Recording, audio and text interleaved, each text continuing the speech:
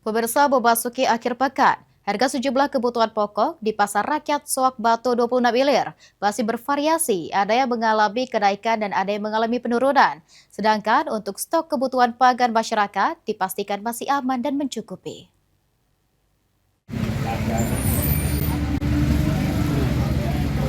Halo pemirsa PAL TV, bersama saya Nazoerunisa dan juru kamera Suryadi. Saat ini sedang berada di salah satu pasar tradisional di Kota Palembang, yaitu Pasar Rakyat Soak Batu, tepatnya di 26 Ilir, di Kecamatan Bukit Kecil, Jalan Merdeka, Kota Palembang. Dan bagaimana situasi terkini dari kondisi di Pasar Soak Batu ini? Lalu kita lihat bersama.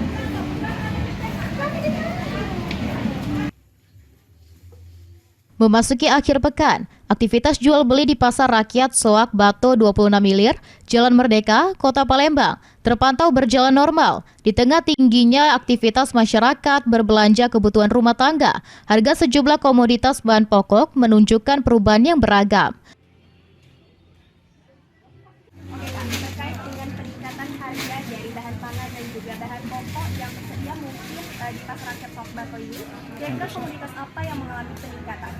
Komoditas yang mengalami peningkatan sih kalau dari harga sagu ya, tapioka itu mengalami peningkatan yang cukup drastis.